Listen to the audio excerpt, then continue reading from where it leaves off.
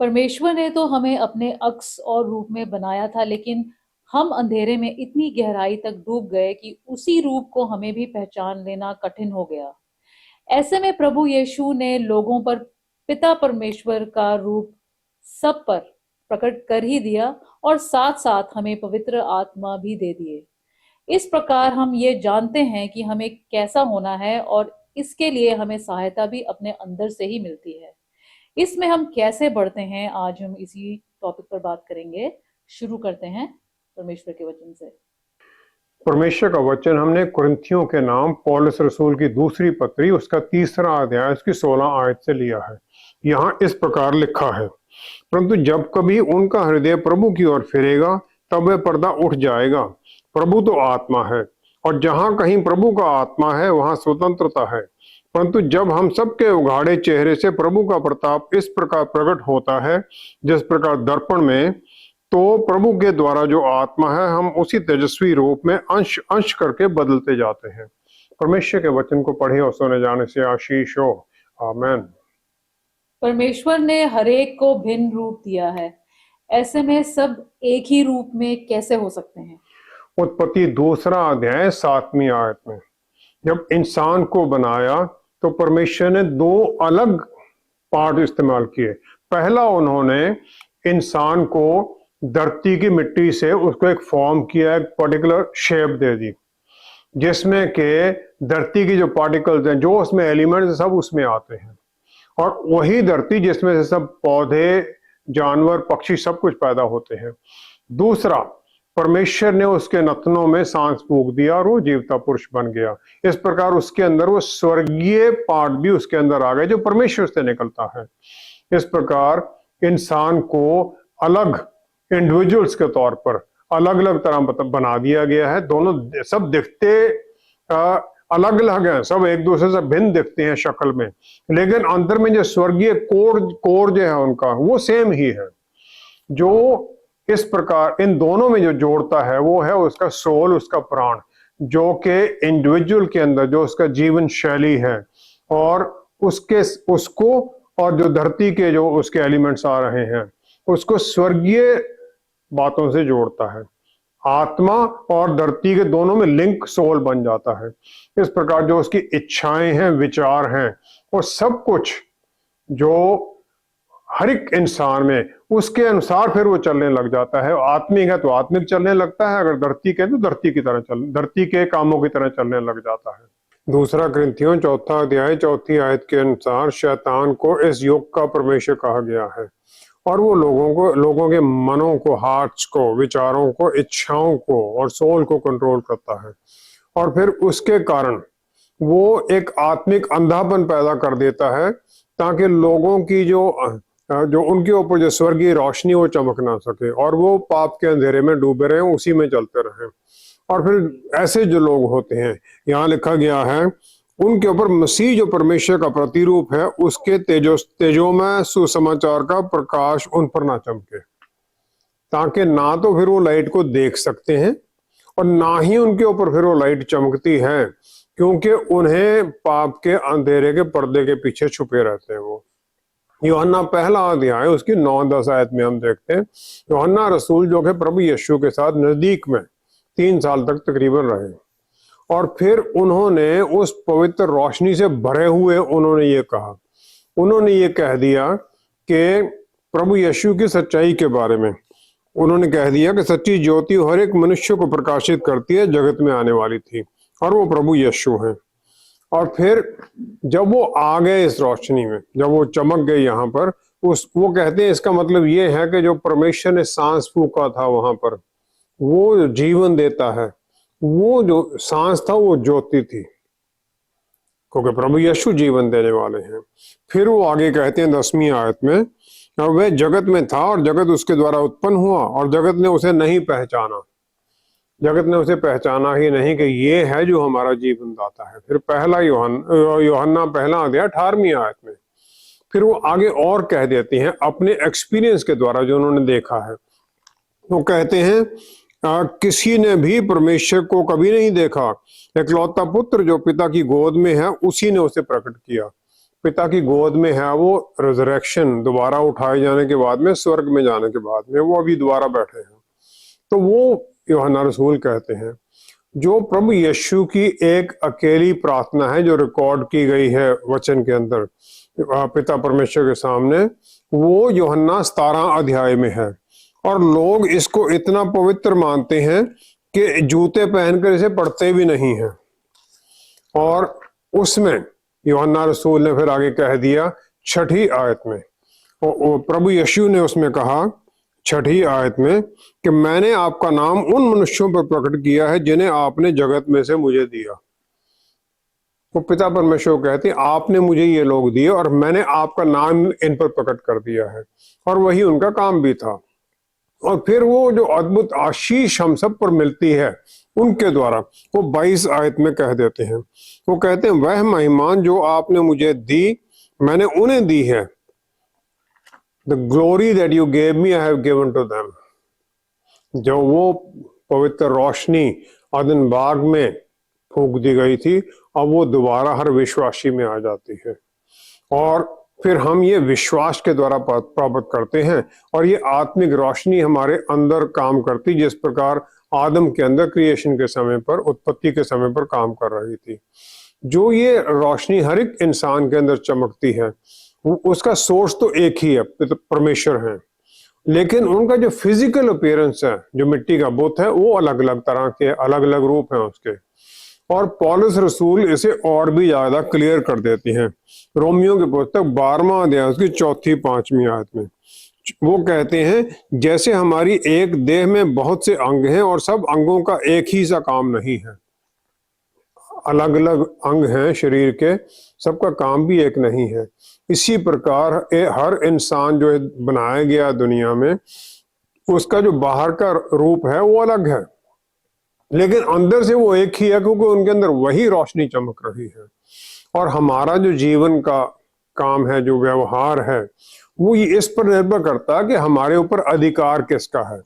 अधिकार हमारे ऊपर शैतान का और अंधेरे की ताकतों का है, उसके राज्य का है, या फिर हमारे पर प्रभु यीशु के या परमेश्वर के सच्चाई का, धार्मिकता का राज्य है। और ये जो राज्य किसका हमारे ऊपर है, ये सच में हमारा जो पहचान है, हमारा जो रूप है, उसे प्रकट करता है। उसी के अनुसार हम जीवन जीते हैं। हमारे अंदर पवित्र आत्मा परमेश्वर हमें दिन प्रतिदिन बदलते रहते हैं, फिर इसमें हमारा क्या रोल है? सब कुछ बनाए जाने के समय पर परमेश्वर ने उत्पत्ति 1 अध्याय 3-4 आयत के अनुसार अपने पुत्र की महिमा की रोशनी जाहिर कर दी, जब उन्होंने कहा रोशनी हो जाए। और फिर उन्होंने उस रोशनी को देखा और उसे अच्छा कह दिया और उसे अंधेरे से अलग कर दिया। जब इंसान को बनाया गया तो उसके अंदर ये रोशनी और अंधेरे के दोनों के एलिमेंट्स हैं, और इसके द्वारा उसके अंदर स्व इच्छा आ जाती है कि वो अच्छे काम करे या बुरे करे, परमेश्वर की आज्ञा में चले और उनके रास्तों पर चले, या उनसे दूर हो जाए और शैतान के और अंधेरे की ताकतों के रास्तों पर चले और पाप करे। प्रभु यीशु मुक्तिदाता बनकर आते हैं और उन्होंने पूरे जगत के पापों को अपने ऊपर उठा लिया, लेकिन इच्छा फिर भी हमारे अंदर ये है कि हम उन्हें स्वीकार करें या ना करें, मुक्ति पाएं या ना पाएं। जब हम उनके अधीनगी में आ जाते हैं, तब भी प्रवृत्ति हमारी पाप वाली रहती है हमारे अंदर, और एक विश्वासी पाप करता है, लेकिन फिर वो तौबा करके परमेश्वर की तरफ मुड़ता है और सहायता मांगता है कि हम उनके रास्तों पर चल सकें। और पवित्र आत्मा हमें सहायता देते भी हैं, क्योंकि एक विश्वासी विश्वास में आने से पहले चारों तरफ शैतानी ताकतों से, अंधेरे की ताकतों से घिरा हुआ है। तो जो ही हम प्रभु यीशु की तरफ मुड़ते हैं, तो वो हमारे खिलाफ खड़ी हो जाती है, हमारे अपोजिशन में हो जाती है, और फिर वो तरह तरह से हमें प्रलोभन देकर अपनी तरफ मोड़ती हैं, ताकि हम फिर उनके कंट्रोल में आ जाएं, पाप में चले जाएं। मत्ती 12 की 43 से 50 आयत में प्रभु यीशु मुक्ति के बारे में बताते हुए फिर बताते हैं कि एक दुष्ट आत्मा जब एक विश्वासी से निकलती है, तो फिर वो कहीं पर भी आराम नहीं पाती है, तो सोचती मैं वापस चले जाऊं।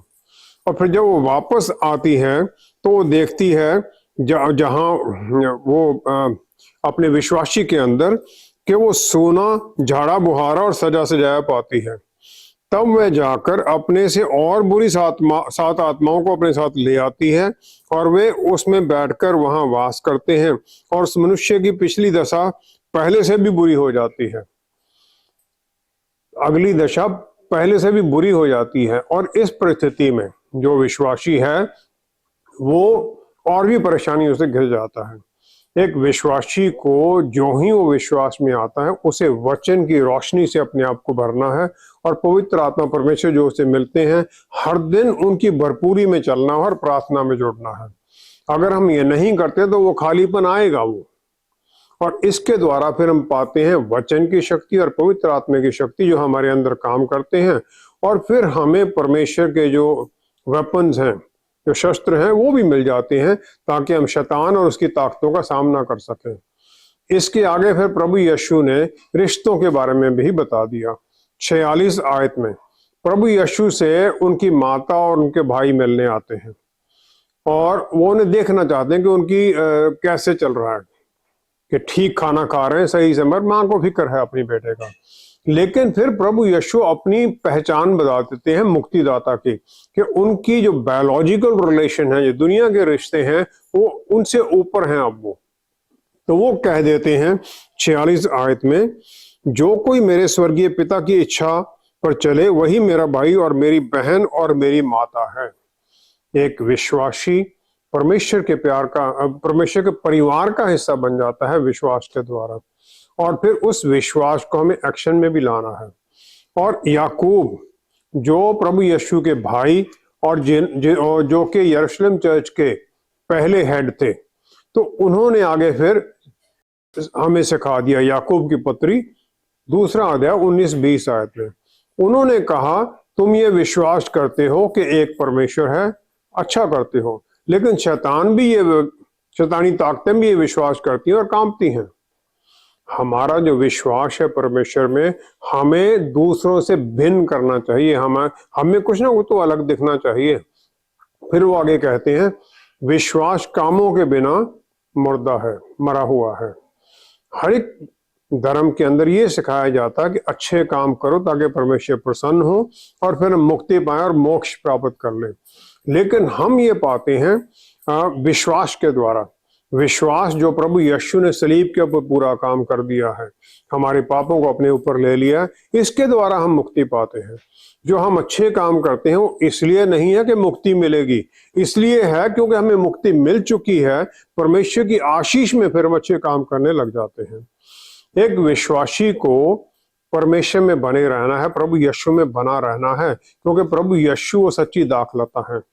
और जो फल है, जो फल आना चाहिए, वो भी अच्छे काम जो हैं वो दूसरों की भलाई के लिए होने चाहिए। पहला यूहन्ना 2 अध्याय उसकी 6 आयत, वहां पर यूहन्ना रसूल वो सिखाते हैं 2 अध्याय 6 आयत में, जो कोई ये कहता है कि मैं उसमें बना रहता हूं, उसे चाहिए कि आप भी वैसा ही चले जैसा वो चलते थे। तो हमें प्रभु यीशु की तरह चलन हमारा होना चाहिए, और जो विश्वासी है उसे उस सच्ची दाखलता में जोड़ दिया गया है। और जो ब्रांच है, जो डाली है, उसका फल भी उस दाखलता के अनुसार ही होना चाहिए। अब ये तो हो नहीं सकता कि अंगूर की बेल के ऊपर कुछ और लग जाएगा। इसी प्रकार हमें भी वैसे ही फल लाने हैं। अफसियों की पुस्तक उसका 5वां अध्याय उसकी पहली ही आयत में, अफसियों की पुस्तक 5वां अध्याय उसकी पहली ही आयत में हम देखते हैं पौलुस रसूल हमें सिखाते हैं, प्रिय बालकों के समान परमेश्वर का अनुकरण करो, परमेश्वर का अनुकरण करो, उनके चाल चलन के अनुसार जियो, क्योंकि हम उनके परिवार का हिस्सा हैं। और फिर हमें जो परिवार हमारा है स्वर्ग में है, स्वर्गीय परिवार के हम हिस्सा हैं। परमेश्वर अपने हर बच्चे से प्यार करता है, और हम ये कह नहीं सकते कि हम तो दुनिया के रास्तों पर चलेंगे और परमेश्वर की अगर इच्छा होगी तो हमें अपनी तरफ मोड़ लेंगे, वो ये नहीं होगा। हमें अपने आप करना पड़ेगा, और इसके लिए एक डेलिबरेट एफर्ट लगता है। पहला तो ये है परमेश्वर के रास्तों को वचन के अनुसार पढ़ना, उन पर मनन करना और उनके बारे में जानना। दूसरा है परमेश्वर की सहायता मांगना कि हम उन रास्तों पर चल सकें, पवित्र आत्मा परमेश्वर से हम बल पाएं। तीसरा है फिर डिलीजेंट एफर्ट है, लगातार मेहनत का काम है कि हम उनके जो रास्ते उन पर चलने लग जाएं, क्योंकि हमें भटकाने के लिए चारों तरफ बहुत ताकतें हैं, तो हम मेहनत करें। फाइनल है कि हम अगर गिर भी जाते हैं तो उठे, फिर दोबारा चाल शुरू कर दें, घबराएं नहीं। ये कोई आसान नहीं है, इसके लिए बहुत मेहनत, डेलिबरेट एफर्ट चाहिए। फिलिपियों की पुस्तक उसका 2 अध्याय उसकी 13वीं आयत में हमें ये आनंद की बात हमें मिलती है, आशीष की बात है हमारे लिए कि परमेश्वर, जो वचन में लिखा गया है, परमेश्वर हम में काम करते हैं दोनों तरह से, अपनी इच्छा जाहिर करके और फिर उसको पूरा करने के लिए हमें बल भी देते हैं ताकि हम उनका मकसद अपने जीवन में पूरा कर सकें। क्योंकि उन्होंने ये सब कुछ अपने प्यारे बेटे के द्वारा किया, जो हमारे ऊपर जाहिर करते हैं पिता परमेश्वर को, तो वो ये भी चाहते हैं कि हम उनके रिप्रेजेंटेटिव बनकर, उनके नुमाइंदे बनकर उनके बेटे की तरह रहें। उत्पत्ति 2 अध्याय 17वीं आयत में हमारे अंदर जो युद्ध है वो उस समय शुरू हो गया जब बताया गया कि अच्छे और बुराई के ज्ञान वाले फल का फल नहीं खाना, वृक्ष का फल नहीं खाना है। तभी अंदर शुरू हो गया, खाऊं या ना खाऊं। पहला यूहन्ना 2 अध्याय 16वीं आयत में, पहला यूहन्ना 2 अध्याय उसकी 16वीं आयत में हम देखते हैं, यूहन्ना रसूल कहते हैं, जो कुछ संसार में है अर्थात शरीर की अभिलाषा और आंखों की अभिलाषा और जीविका का घमंड, वह पिता की ओर से नहीं परंतु संसार की ओर से है। संसार की अभिलाषाएं, जो ईव को वो फल उसने देखा, आंखों से देखा, उसे अच्छा लगा, उसे सुंदर लगा, वो खाने के लिए अच्छा लगा, डिजायरेबल, कि मैं इसे खाऊंगी तो अच्छा फायदा मिलेगा। क्योंकि उसे कहा गया था, शैतान ने कहा, उत्पत्ति 3 अध्याय 5वीं आयत में, तुम परमेश्वर के तुल्य हो जाओगे। हो सकता है उसने ये सोचा हो कि मैं और आदम अगर ये फल खा लेते हैं तो हम ये ज्ञान पालेंगे और हम परमेश्वर के कामों में और भी अच्छी तरह सफलता से काम करेंगे। हालांकि अवज्ञा है, पाप तो है ही है। अगर ये होता भी तब भी पाप के द्वारा कोई भी जो भलाई होती है वो हमारे लिए नहीं है। जो हमारा काम है वो प्रभु यीशु की तरह चलने के लिए है। तो फिर उनकी जो गेत्सेमनी पार्क में प्रार्थना थी, मेरी नहीं आपकी इच्छा पूरी हो, लूका 22:42 के अनुसार, फिर हमें भी उस इच्छा के अधीनगी में चलना है। पवित्र आत्मा परमेश्वर हमें बल देते हैं अंदर से सीखने के लिए, उनके रास्तों को समझने के लिए और फिर उन रास्तों के ऊपर चलने के लिए भी। हम लेकिन बैठ नहीं सकते हैं कि हाँ आशा रखते हैं चलो परमेश्वर करेंगे, हमें बदलेंगे। हमें उस पर चलना है, उस बदलाव में हमें आगे बढ़ना है। हम एक कदम लेते हैं तो परमेश्वर हमारे साथ हाथ पकड़ कर आगे चलते हैं ताकि हम सफलता से उनके रास्तों पर चलें, उनके परिवार के रास्तों के अनुसार अपने जीवन को ढाल लें। प्रभु यीशु ने जो नए जन्म के बारे में कहा उसका क्या अर्थ होगा, क्योंकि कोई भी अपने आप तो नया जन्म नहीं पा सकता। इसका हमारे बदलने में भी कितना हाथ है? क्रिसमस का बड़ा दिन अब आजकल रोशनियां जलाना, गिफ्ट देना और तरह तरह के सेलिब्रेशंस को अटेंड करने में ही बन गया है। और परमेश्वर के पुत्र के आने के बारे में हम सुनते हैं कि वो आए, उनके जन्म के बारे में सुनते हैं, लेकिन उसमें कुछ आगे बढ़ते नहीं हैं। लेकिन परमेश्वर को ऐसा क्यों करना पड़ा, ऐसा एक्सट्रीम मेजर कि अपने बेटे को इस धरती पर भेजना पड़ा कि वो अपनी ही क्रिएशन के द्वारा प्रताड़ित हो, दंड उठाएं, क्रूसीफाई किए जाएं, फिर उन्हें महिमा के लिए महिमा में उठाया जाए। इंसान कभी भी अपने कामों के द्वारा जो शैतान के बुरे तरीके हैं उन पर जय नहीं पा सकता, अपने एफर्ट से कभी वो जीत ही नहीं सकता है। परमेश्वर को मूसा को भेजना पड़ा अपने लोगों को मिस्र की दास्ता से निकालने के लिए, निर्गमन 3 अध्याय 10वीं आयत के अनुसार। और हर तरफ संदेश यही होता है कि इंसान को कि अच्छे काम करो, और अगर फिर हमारे अच्छे काम जो बुराई को कॉम्पेंसेट कर देते हैं। ये कभी हो ही नहीं सकता। अगर किसी को कोई शक है तो एक दिन का, एवरेज दिन के अपने कामों को कैलकुलेट करके हम देख लें, कभी भी हम उससे ऊपर नहीं निकल सकते। इंसानियत की सहायता करने के लिए बपतिस्मा जो दिया गया वो हमें बुराई के रास्तों से निकालने के लिए है और परमेश्वर की सुरक्षा में लाने के लिए है। रोमियो के पुस्तक 6 अध्याय 4 आयत में पौलुस रसूल ने हमें सिखाया है कि उस मृत्यु का बपतिस्मा पाने से हम उसके साथ गाड़े गए, ताकि जैसे मसीह पिता की महिमा के द्वारा मरे हुओं में से जलाया गया, वैसे ही हम भी नए जीवन की सी चाल चले, न्यू बर्थ, न्यू लाइफ हम चले। यूहन्ना 3 अध्याय 9 आयत में निकोडिमस है, जो कि यहूदियों का लीडर है, फरीसी है, और रात को प्रभु यीशु से पूछने के लिए आता है। जब उसे वो उत्तर देते हैं नए जन्म के बारे में, वो कहता है ये कैसे हो सकता है।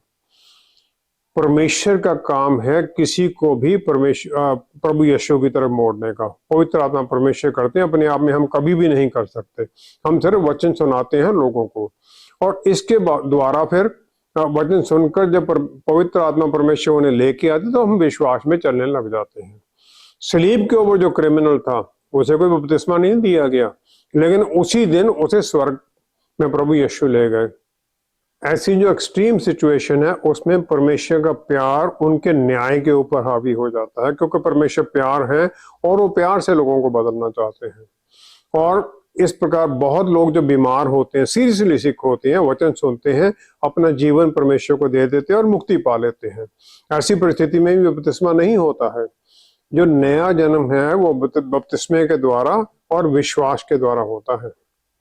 बपतिस्मा एक सिंबल है कि हम परमेश्वर के रास्तों की अधीनगी में चलने के लिए तैयार हैं, और नया जन्म जो है फिर उसका एक रिजल्ट है। जो क्रिसमस का संदेश है वो ये है कि हम परमेश्वर को जाने, प्रभु यीशु को जाने और उनकी तरह जीवन जिए। याकूब जो नबी हैं, जो अपोस्टल हैं, उन्होंने इसका रास्ता भी हमें बता दिया। याकूब की पुस्तक उसका 5वां अध्याय उसकी 19-20 आयत में उन्होंने कहा, मेरे भाइयों, यदि तुम में से कोई सत्य के मार्ग से भटक जाए और कोई उसको फेर लाए, तो ये जान ले कि कोई किसी भटके हुए पापी को फेर लाएगा, वह प्राण को मृत्यु से बचाएगा और अनेक पापों में पर्दा डालेगा। जो भटक गया है उसे वापस लाना भी हमारी जिम्मेवारी है। और ये प्रभु यीशु जो अच्छे चरवाहे हैं उनके संदेश के अनुसार है, जो 99 शीप को छोड़कर जो एक भटक गई उसे लेने के लिए चले जाते हैं। लूका 15 की 4-5 आयत में फिर वो उस भटकी हुई भेड़ को पाने का आनंद दिखाते हैं। जब उसे मिल जाती है तो अपने कंधों पर उठाकर चलते हैं और आनंद मनाते हैं। हमें भी इस प्रकार दूसरों की तरफ मुड़ना है, उनको सहायता करना है जो किसी भी कारण से अलग चले गए हैं, हमारे चर्च से बाहर चले गए, विश्वास से दूर हो गए, ताकि हम उन्हें वापस ला सकें प्यार के द्वारा और कंपैशन के द्वारा। अफसों की पुस्तक 4 अध्याय 32 आयत में पौलुस रसूल, जिन्हें के बहुत दुख सहने पड़े, उन्हें बहुत अत्यधिक दुख सहने पड़े, तो उन्होंने फिर भी ये कह दिया कि एक दूसरे पर कृपालु और करुणामय हो, और जैसे परमेश्वर ने मसीह में तुम्हारे अपराध क्षमा किए, वैसे ही तुम भी एक दूसरे के अपराध क्षमा करो। दयालु प्रवृत्ति के बनो, और प्रभु यीशु जैसे बनना, उनकी तरह चलना सलीब से शुरू होता है। सलीब पर प्रभु यीशु ने लूका 23 अध्याय 40-41 आयत में समझाया, जो क्रिमिनल है, जो प्रभु यीशु को मानता है और दूसरे को वहां प्रताड़ित करता है, वो उसे डांटता है, वो उसे कहता है कि क्या तू परमेश्वर से भी नहीं डरता? तू भी तो यही दंड पा रहा है, और हम तो न्यायानुसार दंड पा रहे हैं, क्योंकि हम अपने कामों का ठीक फल पा रहे हैं, पर इसने तो कोई अनुचित काम नहीं किया। वो दूसरे को डांटता है। फिर हमें भी जो सही है उसके लिए खड़ा होना सीखना पड़ेगा, गुस्से के साथ नहीं, रिजेंटमेंट के साथ नहीं, लेकिन प्यार के द्वारा। जो प्रभु यीशु के जीवन के इस धरती पर हैं, उसके 2 हाई पॉइंट हैं। पहला तो ये परमेश्वर को हमारे ऊपर जाहिर करना, और दूसरा है उनकी मुक्ति, जो हमें मुक्ति मिलती है उनकी सैक्रिफाइस के द्वारा, उनके गाड़े जाना और दोबारा उठाए जाने के द्वारा। ये 2 पॉइंट है उनके, और ये दोनों उनके सैक्रिफिशियल लाइफ की तरफ जोड़ते हैं। सैक्रिफाइस उनके प्यार के बारे में दर्शाते हैं, और उन्होंने भी हमें यही सिखाया है कि हमारे जीवन का जो जो स्कोर है वो प्यार ही होना चाहिए। मार्कुस 12 की 30-31 आयत में उन्होंने प्यार के बारे में सिखाया। परमेश्वर से प्यार करना और जो उनकी रचना है क्रिएशन के साथ भी प्यार करना, वो विश्वास का मेन पॉइंट है। और इसके अनुसार फिर हमें दूसरों से प्यार करना है और सच्चा डिसाइपल बनकर चलना है। यूहन्ना रसूल प्रभु यीशु के प्यार को पूरी तरह महसूस किए और उन्होंने अपनी इंजील में 5 बार कहा है वो चेला जिसे यीशु प्यार करते थे। पहला यूहन्ना 4 अध्याय उसकी 8वीं आयत। पहला यूहन्ना 4 अध्याय उसकी 8वीं आयत में फिर वो कहते हैं, जो प्रेम नहीं रखता वह परमेश्वर को नहीं जानता, क्योंकि परमेश्वर प्यार है। जो नहीं जानता है वो प्यार भी नहीं जानता है। हमारा जो एक सच्चे विश्वासी में बदलाव है वो अधीनगी से शुरू होता है और ये नया जन्म हमारा होता है। और इसके द्वारा हम पवित्र आत्मा परमेश्वर जो हमारे अंदर आ जाते हैं, जो प्यार, आत्म संयम और के आत्मा है, वो हमें दूसरों को प्यार करने में, विश्वास में चलने में सहायता करते हैं। यूहन्ना 3 अध्याय 2 आयत में निकोदेमुस प्रभु यीशु के पास आया रात को, उसके सब प्रश्नों का उत्तर उसे मिल गया। वो लीडर है यहूदियों का, वापस जाता है, मनन करता है जो उसे सिखाया गया है और फिर उसमें उसे यकीन होता है और वो विश्वास में आ जाता है। यूहन्ना 7वां अध्याय उसकी 51 आयत में फिर जब सनहेड्रिन जो यहूदी लीडर जो काउंसिल है, जब प्रभु यीशु को प्रताड़ित करने के बारे में बात करती है, तो 7वां अध्याय 51 आयत में निकोदेमुस कहता है, क्या हमारी व्यवस्था किसी व्यक्ति को जब तक पहले उसकी सुनकर जान न ले कि वह क्या करता है दोषी ठहराती है? वो ऑब्जेक्ट करता है, बोलता है फिर प्रभु यीशु के बारे में। उसका जो विश्वास की ग्रोथ थी वो पूरी तरह ज़ाहिर हो जाती है जब वो अरिमथिया के यूसुफ के साथ मिलकर, यूहन्ना 19 की 48 से 40 आयत तक, पायलट की परमिशन मांगता है। यूसुफ परमिशन लेके आता है और फिर दोनों प्रभु यीशु की शरीर को सलीब से उतारते हैं, उनके ऊपर वो जो स्पाइसेस हैं वो लगाते हैं, प्रॉपर बरियल उनका फिर वो बंदोबस्त करते हैं, ताकि जो उनकी जो यूसुफ की जो पर्सनल फैमिली टूम थी उसमें बरियल कर देते हैं। पवित्र आत्मा परमेश्वर हमें इस प्रकार बदल देते हैं ताकि हम उनके अक्स और रूप में चलने लग जाएं। इस प्रकार हम बदलाव पाते हैं। अगर हम इस प्रकार बदलाव नहीं पा रहे हैं तो हमें जांचना है कि हमारे अंदर क्या कमी है और पवित्र आत्मा की आशीष मांगनी है इसके लिए। आइए हम प्रार्थना करें। पिता परमेश्वर, क्या ही धन्य है आपने हमें पवित्र आत्मा परमेश्वर दिए, अपने बेटे के द्वारा हमारे ऊपर सब कुछ ज़ाहिर कर दिया और पवित्र आत्मा हमें सब कुछ सिखाते हैं और वचन जो प्रभु यीशु के हैं उन्हें याद कराते हैं। हम जितने जुड़े हुए हैं प्यारे पिता, सबको आशीष दें कि हम सब दिन प्रतिदिन बदलते जाएं, प्रभु यीशु के जैसे बनते जाएं, हमारा व्यवहार में उस स्वर्ग राज्य की झलक दिखाई दे और प्रभु यीशु के प्यार की झलक दिखाई दे, ताकि हमारे जीवन को देखकर दूसरे आपको जाने और आपकी तरफ मुड़ें। हर तरह से हमें आशीषित कीजिए ताकि हम सही मायने में स्वर्ग राज्य के नुमाइंदे बन अपने आप को ज़ाहिर करें। पिता परमेश्वर सब कुछ प्रभु यीशु के पवित्र नाम में मांगते हैं। आमीन, आमीन, आमीन।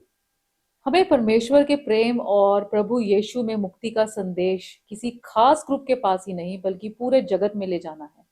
अगर हम उनकी ही तरह दूसरों से प्यार से नहीं मिलते हैं तो हमारी सारी गवाही ही बेकार हो जाती है। ऐसे में ना तो कोई हमारी बात सुनेगा और ना ही मानेगा।